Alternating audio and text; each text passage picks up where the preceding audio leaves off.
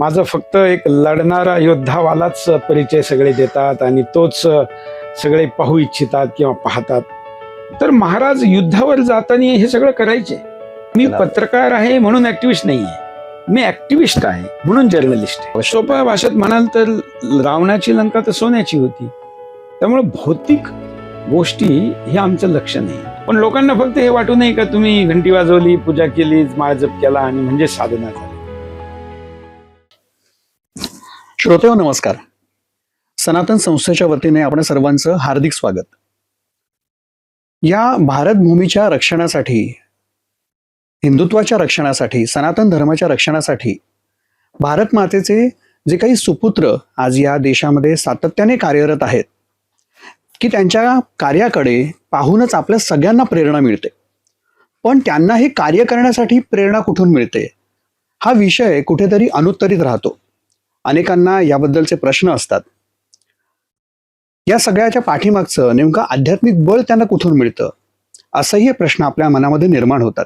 त्यांच्या आध्यात्मिक जीवनाबद्दल आपल्या मनामध्ये अनेक प्रश्न निर्माण होतात आणि याच प्रश्नांची उत्तरं जाणून घेण्यासाठी या विशेष पॉडकास्टमध्ये आज आपल्यासोबत इथे उपस्थित आहेत हिंदुत्वाची बाजू संपूर्ण देशभरामध्ये सातत्याने परखडपणे मांडणारे, राष्ट्रासाठी अविरतपणे कार्यरत असलेले ज्येष्ठ पत्रकार आणि सुदर्शन न्यूजचे चेअरमन श्री सुरेश चव्हाणकेजी. सुरेश चव्हाणकेजींनी संपूर्ण आयुष्यामध्ये या सगळ्या हिंदुत्वासाठी, राष्ट्रासाठी जो काही संघर्ष केला आहे त्या संघर्षामध्ये अनेक अडथळे आले, त्यावर त्यांनी कशी मात केली, आध्यात्मिक साधना म्हणजे नेमकं ते काय करतात, राष्ट्रकार्य आणि अध्यात्म यांची सांगड ती नेमकी कशा प्रकारे घालतात, या सगळ्या प्रश्नांची उत्तरं आज या पॉडकास्टच्या माध्यमातून आपल्याला मिळणार आहे. सुरेश चव्हाणकेजी, आपण या स्टुडिओमध्ये आलात त्याबद्दल आपलं हार्दिक स्वागत. नमस्कार. आपलं आधी या पॉडकास्टला सुरुवात करताना असं आहे की आपलं शेड्यूल जे आहे, आपलं वेळापत्रक आहे, अत्यंत व्यस्त आहे. हे सगळं करत असताना आपण साधनेसाठी, देवपूजा किंवा इतर या सगळ्या गोष्टी ज्या आहेत, ज्या आध्यात्मिक स्तरावरच्या आहेत, त्या सगळं करण्यासाठी तुम्ही नेमका वेळ कसा काढता? पहिले त्याबद्दल धन्यवाद की माझं फक्त एक लढणारा योद्धावालाच परिचय सगळे देतात आणि तोच सगळे पाहू इच्छितात किंवा पाहतात. परंतु या पाठीमागं एक साधक आहे. हा वाला दृष्टिकोन आतापर्यंत कुठल्याही पॉडकास्टमध्ये गेलेला नाहीये. मी प्रयत्न करतो माझ्या वतीने कुठल्याही विषयात तो सांगण्याचा, परंतु तुमचे दर्शक पण आणि तुमचा या पॉडकास्टचा उद्देशच एक साधकाच्या रूपातला सुरेश चव्हाणके असा असल्यामुळं मला आनंद आहे का मी ती बाजू जी माझी सक्षम आहे ती सांगू इच्छित. तुम्ही हे जे सगळं माझं वर्णन केलं, असे मेहनत किंवा तसे प्रयत्न करणाऱ्या लोकांची कमी नाही आहे. माझ्यापेक्षाही कदाचित जास्त संघर्ष केला असेही लोक असतील, पण मग त्यांना यश का नाही आलं? कारण ते त्यांच्या करण्या पाठीमागची प्रेरणा आणि त्यांच्या पाठीमागे असणारा आशीर्वाद आणि त्यांची फलश्रुती यासाठी आध्यात्मिक साधना त्यांच्याकडे नव्हती. अशा अनेक उदाहरणे. त्या लोकांच्या नियतबद्दल डाऊट आहे का? अजिबात नाही. त्यांच्या समर्पणाबद्दल डाऊट आहे का? अजिबात नाही. त्यांच्या मेहनतीबद्दल काही कमी आहे का? अजिबात नाही. ते सगळं काही करतात, पण ते असं मानतात की राष्ट्रभक्ती आणि राष्ट्राचं कार्यच ही साधना आहे. ती नाही, असं अजिबात नाही. रोज शाखा लावणं किंवा रोज एक हिंदू जनजागृतीचं काम नियमितपणे करणं सुद्धा साधनाच आहे, परंतु ती कर्माची साधना आहे आणि तुम्हाला ईश्वराची साधना याचं सिंक्रोनायझेशन जर तुम्ही करत असाल, कारण हे सगळं सायन्स आहे आणि सायन्समध्ये तुम्हाला हे मानावं लागेल. जसं आता आपण मोबाईल वापरतो, त्याच्यामध्ये ऑपरेटिंग सिस्टीम असते, त्याच्यामध्ये वेगवेगळे एनर्जी फ्लो असतात आणि त्यातून मग वेगवेगळ्या लहरी आणि त्याचं डिकोड आणि इनकोड करून आपण त्याला पुन्हा प्राप्त करतो. तसं या सगळ्या साधनेतून मिळणाऱ्या शक्तीला डिकोड करून पुन्हा तुम्हाला इनकोड करता आलं पाहिजे. मग इनकोड करून वापरणं म्हणजे काम आहे, कर्म आहे, आणि साधना करणं म्हणजे डिकोड आहे.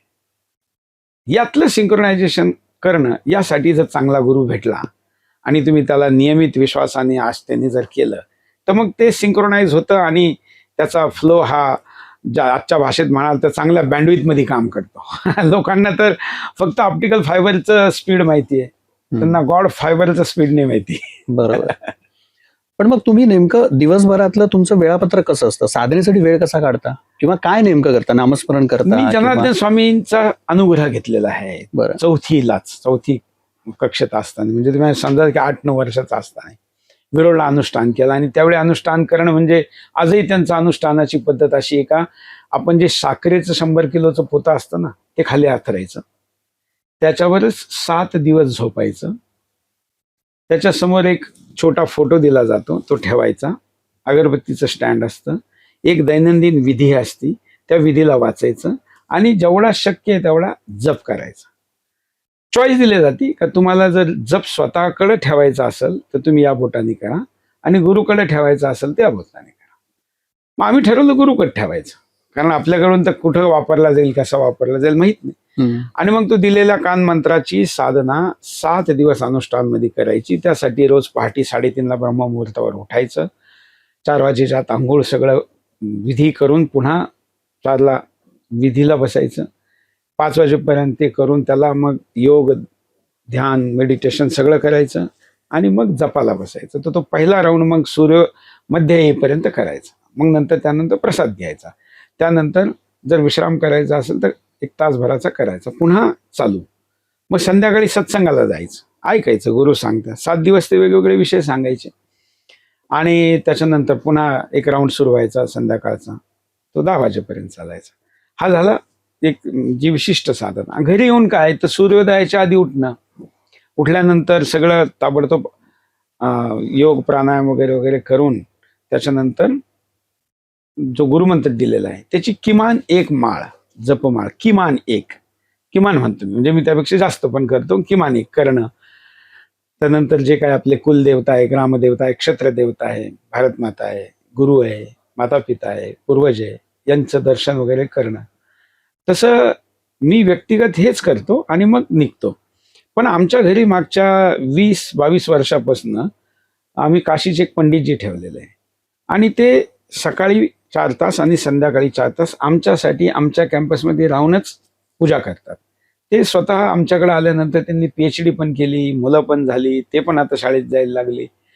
तर महाराज युद्धावर जाताना हे सगळं करायचे. मग जर ते करायचे तर आपल्याला तो आता विश्वास पूर्ण कदाचित नसेल. ज्यावेळी मी सुरू केलं त्यावेळी माझ्या एवढा मोठा खर्च करणं मला तसं अवघड होतं. अनेकांनी सल्ला दिला का या कामावर तुझे ₹1,00,000पेक्षा जास्त वर्षाला खर्च होतात, मग ते करायचे का, त्यापेक्षा प्रायोरिटीच विषय. मी म्हटलं काही गोष्टी समजत नसेल तर मोठ्या माणसांनी केल्या म्हणून परंपरेने करायच्या. नंतर कधी कधी समजतं म्हणून तुम्ही करता, कधी कधी केल्याने समजतं. तर ती एक साधना वेगळी चालती. ती कोणता ग्रह स्थिती चालू आहे, महादशा चालू आहे, अंतर्दशा चालू आहे, अमुक चालू आहे, त्याच्यावर पण चालते. आणि मग कर्म ही साधना चालू होती. आणि संध्याकाळी पुन्हा हातपाय धुवून एकदा बिंदास बोलला जाण्याआधी एक प्राणायाम करतो, थोडी साधना करतो, चिंतन करतो, सूर्यास्ताच्या आधी जेवतो, आणि झोपण्याच्या आधी काय ठीक झालं, काय चुकीचं झालं, काय राहिलं हे चिंतन पण करतो आणि लिहितो पण.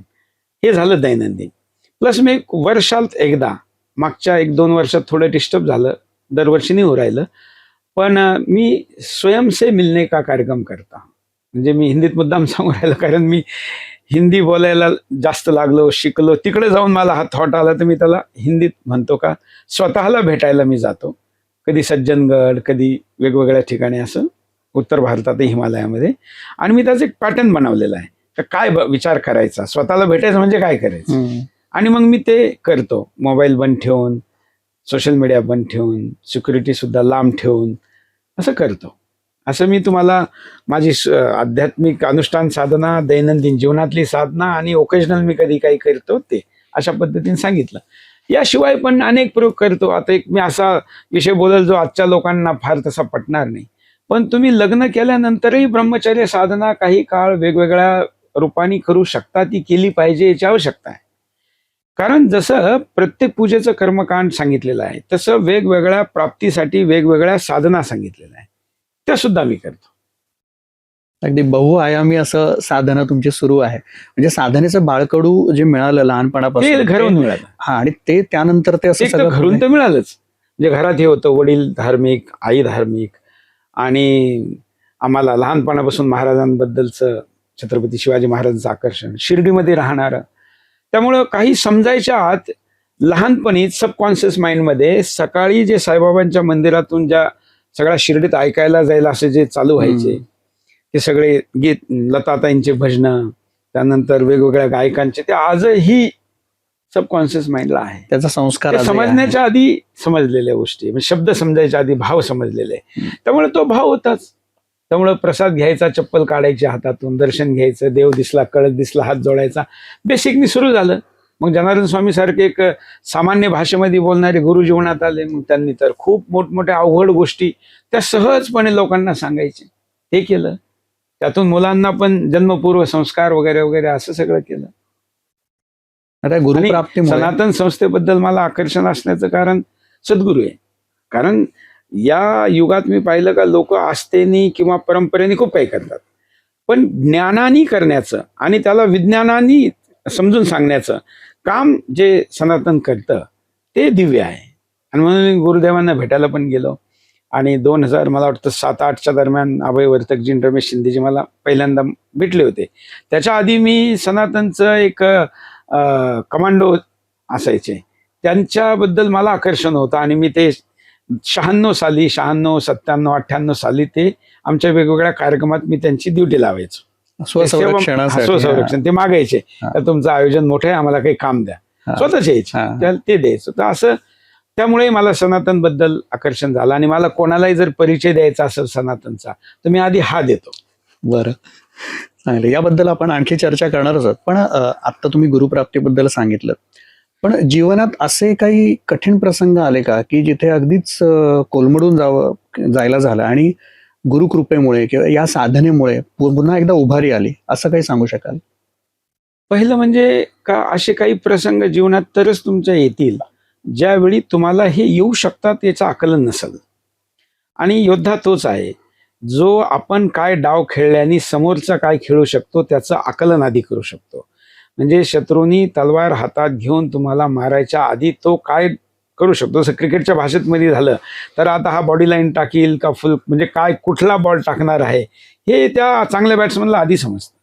सरप्राईज होत नाही कुठल्या गोष्टीचं. आणि तुमच्याकडे प्लॅन 1, प्लॅन बी, प्लॅन 3 असला पाहिजे. तरीही असे काही प्रसंग येतात, तर त्यावेळी हे माझं काम नाही आहे, हे यश अपयश हा संघर्ष माझा नाही आहे, त्या साधनेचा, चेतनेचा, शक्तीचा आहे.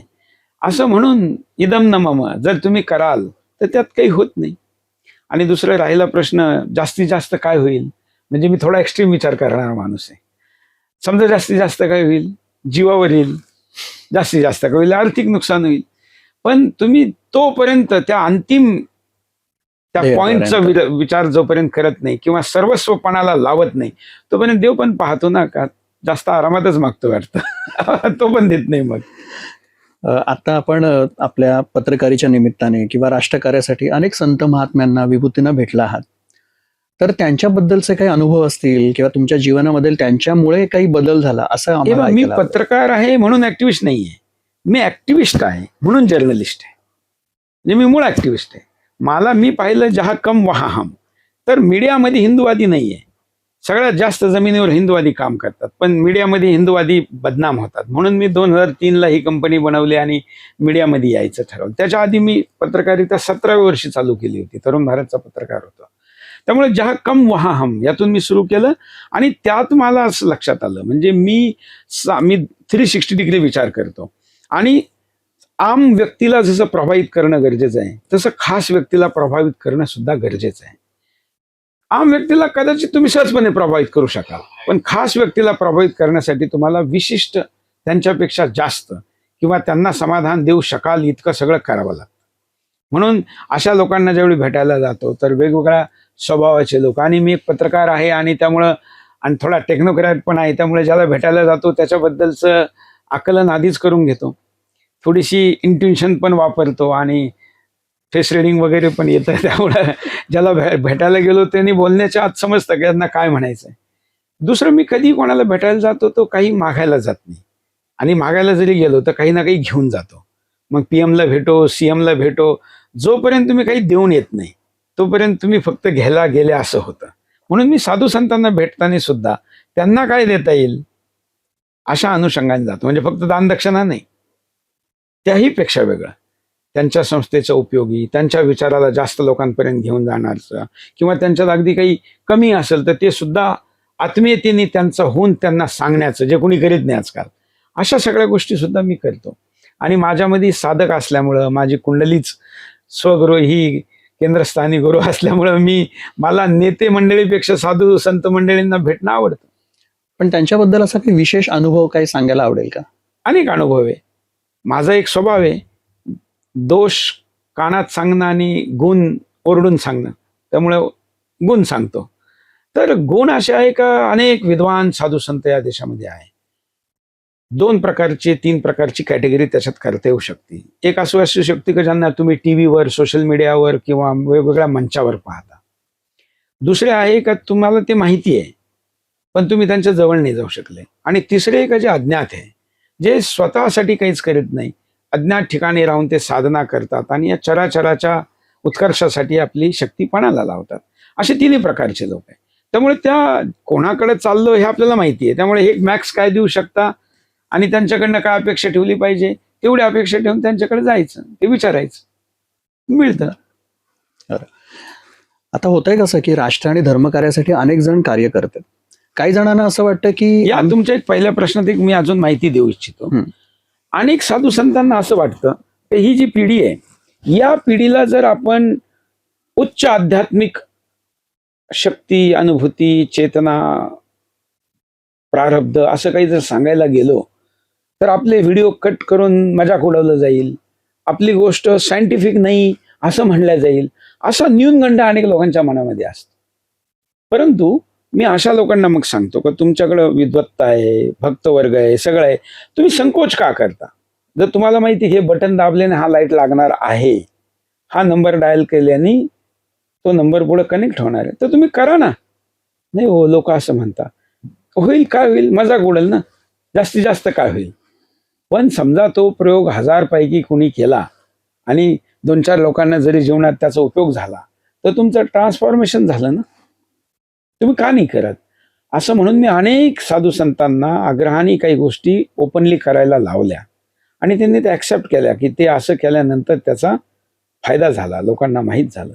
तर साधू संत बऱ्याच प्रमाणात न्यूनगंड असतो मनात की अरे भीती असते, काय होईल कसं होईल, म्हणून काही गोष्टी करत नाही. नाही, सध्या ह्याच्यामध्ये वाटा असं वाटतं की आता भारतातले जे काही पुरोगामी आणि हिंदू विरोधी मानसिकता आहे त्याने हिंदुत्वाविषयी आणि संतांविषयी इतकं नकारात्मक वातावरण या देशामध्ये निर्माण केलं की हिंदू संतांना पण समाजाला सत्य सांगणं सुद्धा कठीण झालं. आता तुम्ही साधू संतांचं म्हणता, मी आता तुमच्याकडे येण्याआधी मुंबईमध्ये एक संगीता शहा म्हणून एक महिला आहे, आमचे मित्र एक धर्मेशभाई शहा, त्यांच्या पत्नी, ऐकून होतो मी बऱ्याच दिवसाच. त्या पारिवारिक आहे, पतीबरोबर राहतात, मुलं बाळ आहे, सुने नातू आहे, पण त्या आध्यात्मिक साधना काही करतात. आणि मी आमचे संजय भाई म्हणून मित्र आहे, ते त्यांच्याकडे घेऊन गेले. त्यांनी मला हात दोन्ही हातात धरले, माझ्याशी काही संवाद केला आणि ते म्हणले की तुम्हाला काही गोष्टी दिसतील, तुम्ही सांगू नका, डोळे उघडू नका, मीच तुम्हाला सांगेन. आणि 5-7 मिनिटांनी मला असं काही भास झाला. भास काय म्हणजे मला पिक्चरच दिसत होता. आणि नंतर मी हात सोडले. त्यांनी मला सांगितलं का तुम्ही घोड्यावर होता आणि तुमच्या हातात तलवार होती आणि तुम्ही युद्ध लढत होता. 100% मी तोच प्रसंग सगळा पाहिलेला होता. तो अजूनही लंबा त्यांनी सांगितला. पण असं जर एक घरात राहणारी महिला साधनेच्या बळावर पती पत्नी असताना सगळं व्यावहारिक जीवन जगत असताना करू शकते, तर दिव्य साधना केलेले लोकांना किती शक्ती असेल. मग तुम्ही यांना प्रयोग करा ना. माझं म्हणणं आहे, तुम्ही एकदा कधी कधी काय असतं, या वायरीतून करंट जातो हे जर समजत नसेल ना, त्याला शॉक देऊन पाहायला लागतो. त्यामुळे त्यांना तर तो समजतो, तर तो पण दिला पाहिजे. बरं, आज आता अनेक हिंदुत्ववादी कार्यकर्ते आहेत, तर ते राष्ट्राचं कार्य करत असतात, पण ते करत असताना जपध्यानासाठी आमच्याकडे वेळ नाहीये, यासाठी कुठे वेळ घालवायचा असाही एक मनात विचार येतो. त्यांना तुम्ही काय सांगाल? मी आधी पण त्याचा उल्लेख केला की बऱ्याचशा लोकांना असं वाटतं का मी दैनंदिन जे काम धर्माचं करतो ते काम हीच साधना आहे. हे अर्ध सत्य आहे. ती साधना नाही असं नाहीये, ती पण साधना आहे. पण त्यासाठी अधिष्ठान पाहिजे, असं आपण जे म्हणतो, साधू संतांनी म्हणून ठेवलेलं आहे का त्यासाठी अधिष्ठान पाहिजे. तर जर अधिष्ठान तुम्ही त्याला जोडाल, हा मोबाईल काम करतो आणि कोणती वायर याला जोडलेली नाहीये, नेटवर्क पण आणि बॅटरी पण याच्यात आहे, काम करतो, बरोबर आहे. पण याला जर तुम्ही वेळेवेळेला त्या चार्जिंगला लावाल तर तो जास्त चांगलं काम करेल. मग हीच अवस्था आहे का? नाही. अशी पण अवस्था येऊ शकते का याच्यावर तुम्ही सोलर पॅनल लावला आणि हा सेल्फ चार्ज पण होतो, जसं घड्याळ आहे. याला चार्ज करावं लागतं स्मार्टफोनला. पण अशी घड्याळ आहे तर त्याच्यामध्ये रिंग फिरते, तुमचा हाताची मुवमेंट झाली तो चार्ज होतो. हम्म. तर ते पण चालतं. ती त्याच्या पुढची अवस्था आहे. पण तुम्हाला प्रायमरी अवस्थेमध्ये, नाही तर बऱ्याच वेळा काय होतं की चांगले लोक उत्साहाने काम करायला लागतात, कोणाची तरी प्रेरणा भेटलेली असतील, ती चार्जिंग मग काही निगेटिव्ह प्रसंग झाले, काही वर्ष झाली का ती डाऊन होत जातील, मग ते कामातून दूर होऊन जातात. आणि म्हणून त्याला निरंतरता जर तुम्ही दिली आणि ते काम, आणि ज्यावेळी तुम्ही अशा अधिष्ठानाशिवाय काम करता त्यावेळी तुम्हाला असं वाटतं का मी करतो, आणि ज्यावेळी तुम्ही एखाद्या अधिष्ठानाला घेऊन काम करता त्यावेळी तुम्हाला असं वाटतं का मी माध्यम आहे, ईश्वर करून घेतो. मग त्यात अहम येत नाही. मग अहम न आल्यामुळं अहम अनेक गुन्हे घडवतं, ते होत नाही. हा पण त्यातून एक फायदा होतो. म्हणून मी साधकांना विनंती करतो, आणि आमचे बाबाजी तर असं म्हणायचे, ज्याने गुरु नाही केला त्याचा जन्म वाया गेला. तुम्ही जर माझे भाषण ऐकल तर मी हजारो लोकांपुढं, लाखो लोकांच्या पुढं माझ्या भाषणातले काही कॉमन पॉईंट्स आहे, त्यापैकी मी एक कॉमन पॉईंट कायम सांगतो, तो असतो गुरु करा. म्हणून या तुम्ही ज्या वर्गाबद्दल म्हणताय त्यातून मी पण येतो. संघर्ष करणारे, सेवा करणारे अशा कार्यकर्त्यांना साधना गरजेची. मगाशी आपण सनातन संस्थेचा उल्लेख केला की तुम्ही कशा संपर्कात आलात. तर सनातन संस्थेच्या संपर्कात आल्यानंतर तुम्हाला संस्थेची अशी काय वैशिष्ट्य जाणवली की जी समाजाला समजली पाहिजेत? माझा एक स्वभाव आहे, अनेक पूर्णांक घेऊन एक पूर्णांक करायचा. कुणी पूर्णांक नाही, मी पण नाही. तर आणि जिथं चांगलं भेटल ते ऐकायचं, माझं कामच ते गोळा करायचं, आणि दुसरीकडे जिथं ती कमी असेल तिथं ती सांगायची. तर मी असं पाहिलं का एक व्हिजन आणि त्यातला आग्रह आणि त्यासाठी समर्पित टीम, या 3 गोष्टी, म्हणजे लक्ष पण, त्याच्यासाठी साधन पण, आणि त्यासाठी साधना पण, आणि त्यासाठी साधक पण, अशी 4ही गोष्टी ज्यासाठी पाहिजे, पिलर 4ही, हे संस्थेकडे आहे. मी अनेक ठिकाणी असं पाहिलं का सगळ्या गोष्टी पण आध्यात्मिक भाव नाही, मग त्या ठिकाणी बाकीच्या गडबडी होतात. काही ठिकाणी आध्यात्मिक भाव खूप आहे, पण तो इतका आध्यात्मिक आणि असा आहे का सगळं काही देवच करून घेईल, मग तिथं कार्यकर्ता नाही. अशा कमी या सनातनमध्ये नाही आहे. त्यांनी परिपूर्ण असं ऑर्गनायझेशन बनवलेलं आहे. आणि म्हणून मी अनेक मोठमोठ्या संस्थांना, जिथं हजारो लाखो लोक आपलं जीवन समर्पित करतात, त्या संस्थांना पण मी सांगतो की तुम्ही यांच्याकडनं शिकलं पाहिजे.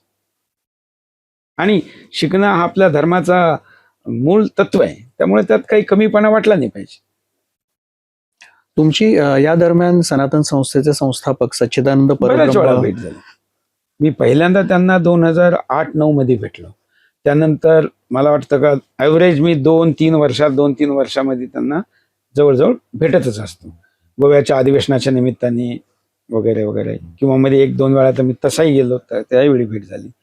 किंवा मध्ये मला एक मोठा निर्णय करायचा होता आयुष्यातला, त्यासाठीही मी भेटायला गेलो होतो, आणि त्यांनी जो सल्ला दिला त्या मार्गाने मग मी गेलो.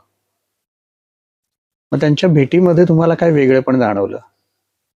काय असतं, या गोष्टी शब्दात आणि कमी वेळात जर सांगितला तर त्या म्हणजे अव्याप्त राहत्या, आणि अव्याप्त गोष्ट तुम्हाला व्याप्ती नाही सांगू शकत. म्हणून मी त्यावर एक वेगळा एपिसोड करू इच्छितो.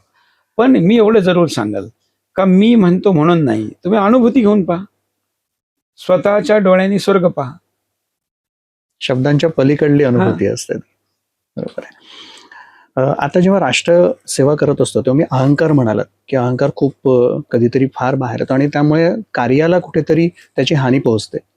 तर या सगळे जे काही दोष आहेत हे सगळं जावेत, बाजूला जावेत, आणि कुठल्याही संघटनेचं एखादं कार्य पुढे जावं, हे राष्ट्र पुढे जावं, यासाठी नेमकं काय करणं अपेक्षित आहे असं आपल्याला वाटतं?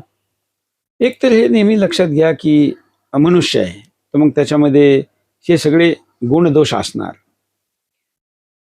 त्याचे प्रारब्ध पण असणार, त्याचा स्वभाव पण असणार, त्याचा परिवेश पण असणार, या सगळ्यांचा परिणाम त्याच्यावर होणार.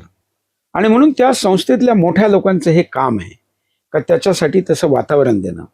जसं आपण झाडं लावतो, झुडपं लावतो, किंवा प्राणी पाळतो, मग तो घरात पाळणारा कुत्रा असेल किंवा गाय असेल, किंवा मोठे लोक वाघ पण पाळतात तो असेल, तर त्यासाठी आपण त्याला पूरक सगळं काही करतो ना. तसं त्या संस्थेनी, समाजाने, त्याच्याशी संबंधित एक इकोसिस्टीम मधल्या लोकांनी त्या कार्यकर्त्याला सांभाळलं पण पाहिजे. तो अडचणीत असेल तर त्याच्याकडे पाहिलं पाहिजे. मी शिर्डीत राहतो आणि तेव्हापासून माझं लहानपणापासून माझा एक स्वभाव आहे की कार्यकर्ता भेटला तर मी त्याला आधी विचारतो तुझं घर कसं चालतं. जर त्याचं घर, चूल आणि घराचा गाडा चालत असेल ना तर तो काम करायला तयार असतो. बऱ्याच वेळा त्यामुळं त्याला काम थांबवावं लागतं, ते थांबू नये असा माझा आग्रह असतो.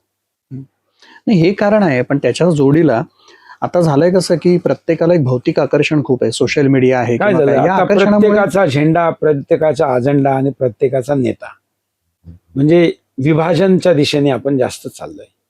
म्हणून मी एक सिंधू सनातन समन्वय परिषद अशी एक ऍक्टिव्हिटी चालू केली आणि ज्यांनी त्याने आपल्या संस्थेचं काम करावं, ज्यांनी त्याने आपलं काम करावं, ते करीत असताना पॉलिटिकल पार्ट्यांचा जसा एक कॉमन मिनिमम प्रोग्राम असतो तसं हिंदू संघटनांचा, हिंदू व्यक्तींचा एक कॉमन मॅक्झिमम प्रोग्राम असू शकतो.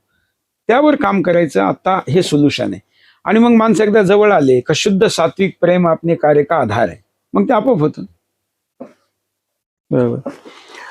आता भारत विश्वगुरु व्हावा यासाठी सगळे प्रयत्नशील आहेत. राजकीय पक्षांपासून ते प्रत्येक संघटना यासाठी सातत्याने विचार व्यक्त करते. तर केवळ आर्थिक किंवा राजकीय जे सामर्थ्य आहे तेवढं पुरेसं आहे की त्याला आध्यात्मिक बळाची सुद्धा आवश्यकता आहे? सोप्या भाषेत म्हणाल तर रावणाची लंका तर सोन्याची होती. त्यामुळे भौतिक गोष्टी हे आमचं लक्ष नाही, ते आपोआप होणारी प्राप्ती आहे, त्यात काही फार करायची गरज नाही. ऊंची इमारते, लंबी सडके हे हिंदुस्थानचं लक्ष नाहीये. तो जगाचा गुरु व्हावा हे लक्ष आहे, तो होता. पण आता आपण त्या स्थितीत आहो का, म्हणजे वासरात लंगडी गाय शहाणी अशा स्थितीत आहोत. पण आपण आता गुरु बनण्याच्या स्थितीत नाहीये. आता आपण विश्व व्यवस्थेचे शिकार आहोत. आपले मुलं सुद्धा, महिला सुद्धा पश्चिम काय विचार करतो, काय करू इच्छितो त्याचे शिकार आहे. वेस्टर्नायझेशन इतकं डेंजर स्थितीला पोहोचलेलं आहे. परवा एक व्हिडिओ पाहत होतो मी, एक कोणतरी मला पाठवला एक संतांनी, का पहा काय पिढी बिघडलेली आहे. 16 वर्षाची मुलगी होती आणि तिला तो इंटरव्ह्यूवर विचारित होता का तुझा बॉडी काउंट काय, म्हणजे आतापर्यंत किती पुरुषांशी संबंध ठेवले, आणि ती मोठ्या अभिमानाने सांगत होती का 60.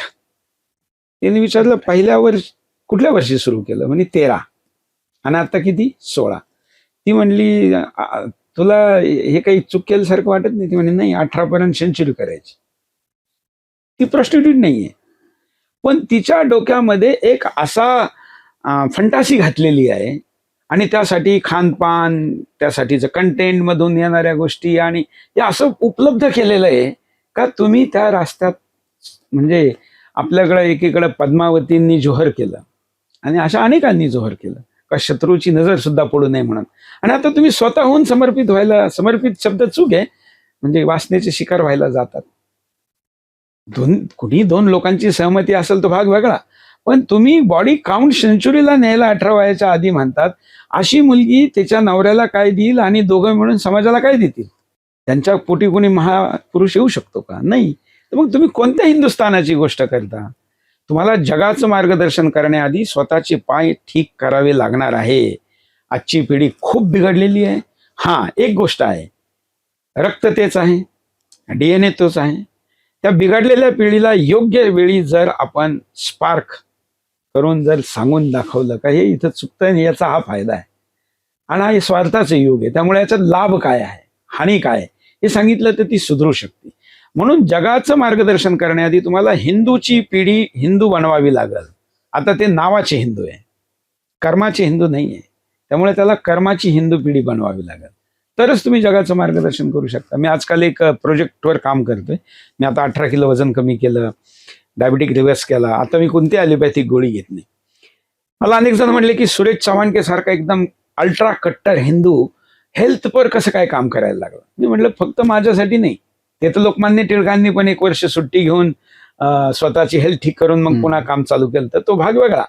मी यासाठी करतोय का जर तुम्ही हिंदू जीवनशैलीने जीवन जगाल तर तुमची लाईफ 25% लांबू शकते, क्वालिटी 35 ते 40% वाढू शकते. पण तुम्हाला झोप नीट नाही, तुमच्या अनेक आजार तुम्हाला वयाच्या कमी काळामध्ये झालेले आहे, पारिवारिक मानसिक एवढ्या समस्या आहे.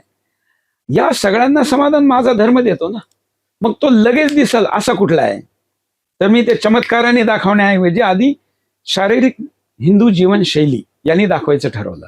आणि म्हणून जसे आपण हिंदूवादी आहोत, राष्ट्रवादी आहोत, तसं मी त्याला एक नाव दिलं, हेल्थवादी. आणि तो प्रोजेक्ट आता आम्ही सुरू केला आहे. त्याच्यामध्ये आम्ही 18 पॅथीचा विचार करून आणि त्याच्यामध्ये ॲस्ट्रोपॅथी पण टाकलेली आहे. म्हणजे तुम्ही लोकांना आजकाल काय, आता लोकांना इन्स्टा पाहिजे. जसं इंस्टाग्राम आहे ना, ते रीलवर लोकांना सवय लागलेली आहे, कमी वेळेचे व्हिडिओ पाहणे, मोठमोठ्या व्हिडिओ पाहायला वेळ नाही आता लोकांना. त्यामुळं आता इन्स्टा पाहिजे. तर त्याला आमच्याकडे जर पेशंट आला तर आम्ही डेट टाइम प्लेस घेतो, त्याला समोर नसताना सांगतो तुमची उंची इतकी, तुमचा रंग असा, तुमच्या फलाण्या अवयवाची स्थिती आत्ता अशी अशी आहे. मग त्याला वाटतं की अरे असं होऊ शकतं का? हो. मग हे केल्याने होतं. मग हे औषध घेतलं पाहिजे, अमुक केलं पाहिजे, असं असं असं. तर अध्यात्म म्हणजे हिंदू धर्माचा परिचय हेल्थ सेक्टरमधून पण देता येऊ शकतो. तेव्हा ज्याला ते समजतं मग त्याला तुम्ही अध्यात्माकडे नेऊ शकता. तर तुम्हाला असे काही चमत्कार दाखवावे लागणार आहे. कारण हे जे युग आहे, या आस्थेपेक्षा हे डोळ्यांनी पाहून आणि हाताने स्पर्श करून विश्वास ठेवणारे युग आहे.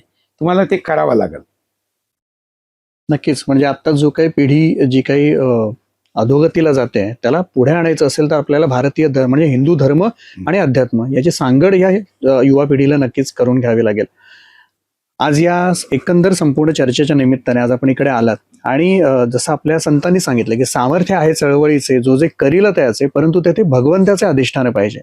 आणि अधिष्ठान म्हणजे आणि काय, पूजापाठ म्हणजे काय, खरं आपण खूप फास्ट झालं कारण आपल्याला ते करणं वेळेच्या अभावी गरजेचं होतं. पण लोकांना फक्त हे वाटू नये का तुम्ही घंटी वाजवली, पूजा केली, माळ जप केला आणि म्हणजे साधना झाली. का करायची साधना? जसं मोबाईलला वायर नाही लावायची, तो चार्ज करायचा. म्हणजे या मोबाईलचं त्या इलेक्ट्रिक कनेक्शन झालं पाहिजे. तर तुमची साधना फक्त कर्मकांड झाली, पटकन पटकन म्हणले, मम म्हणले, उठले नाही. म्हणजे तुम्ही देवाशी बोलू शकता का? त्या अवस्थेला जाणं. सुरुवातीला ते कम्युनिकेशन वन वे असू शकतं, पण नंतर ते वेगवेगळ्या अनुभूतीने टू वे होतं. तिथपर्यंत जाणं म्हणजे साधना आहे. म्हणजे गैरअर्थ जाऊ नये म्हणून मी हे एक प्रकारे डिस्क्लेमर सांगू इच्छितो. ते गेलं पाहिजे आणि ते होतं, केल्याने होते रे, आधी केलंच पाहिजे. त्यासाठी मग फक्त तेवढंच नाहीये. मी माझ्या कॅबिनमध्ये ज्यावेळी बसतो माझ्या ऑफिसमध्ये, तर तशी गाणी चालू असतात. जसं तुमच्या डोक्यात हृदयात काय पाहिजे ते तुमच्या मोबाईलमध्ये पण तसे गीत पाहिजे. तर ते तसे गाणी, तसे भजनं, तुम्ही तसं संगीत हे निरंतर, म्हणजे तुम्हाला या सगळ्या गोष्टी कंटिन्युएशनमध्ये ऐकत राहिल्या पाहिजे. नाही तर तुमचा विचार आहे की तुमच्या मोबाईलमध्ये दुसरी गोष्ट आहे, तुमच्या टीव्हीवर तिसरं चालू आहे, तुमचा घरात चौथी आहे, त्याचा काही ताळमेळच राहणार नाही. आणि म्हणून तुमचा परिवेश तुम्ही तसा बनवला पाहिजे. ध्येयाचा ध्यास पाहिजे. ध्येयाचा. अगदी बरोबर. मनाचे श्लोक मी नेहमी ऐकतो. आणि त्यातून त्यातली धून पण, त्यातले स्वर पण, त्यातले शब्द पण, त्याच्या पाठीमागं समर्थांचं अधिष्ठान पण, मग ते तुम्हाला निरंतर राहत. म्हणजे पहिली लाईन काही नाही, ते तर खूप आहे, पण मना सज्जना भक्ती पंथेची जावे, एवढे जरी तुम्ही म्हटले, मग भक्तिपंथ मग काय पुढची, म्हणजे तुम्ही पायऱ्या चढत जाण्यासारखं. मग जितकं जास्त चढाल आणि ज्यावेळी ते सबकॉन्शियस माइंडला मागं चालू असतं, पुढे मीटिंग पण चालू असते, तुमचं काम पण चालू असतं, विचार पण चालू असतं, बॅकग्राऊंडला हे पण चालू असतं, त्यावेळी ते आपोआप तुमचं चित्त भटकत नाही. समजा भटकलं तरी ते पुन्हा त्यात येतं. म्हणजे नदीला दोन जसे कठडे असतात, त्याच्या आतमधला प्रवाह चालतो, तसं चालू असतं. अष्टावधानी व्हायला पाहिजे. अगदी. या निमित्ताने खूप काही चर्चेमध्ये शिकायला मिळालं तुमच्याकडून आणि आपल्या श्रोत्यांना सुद्धा खूप गोष्टी अनुभवायला सुद्धा मिळतील. जेव्हा म्हणजे सरांचे अनुभव वेगवेगळे असतील, त्यांनी सांगितलेल्या गोष्टी वेगवेगळ्या असतील, पण आपल्या कृतीच्या माध्यमातून हे सगळं काही आपण अनुभवू शकतो. एक ऍडिशन करतो मी. बऱ्याच वेळा मी बिंदासमध्ये अशा गोष्टी बोलतो ज्या मी वाचल्या पण नाही, ऐकल्या पण नाही आणि मी जे चिंतन करतो त्यात पण नाही आल्या. अशा मी शेकडो गोष्टी लिहून ठेवलेल्या आहे आणि अनेक मोठमोठ्या लोकांनी मला सांगितलेलं आहे का आम्ही हे तुमचं हे जे ऐकलं हे आमच्याही वाचनात नव्हतं. मी कुठून येतो? तर ते तुम्ही ज्यावेळी कनेक्ट होता तेवढं आपोआप येतं. एक जन्माची यात्रा नाही आहे, अनेक जन्माची.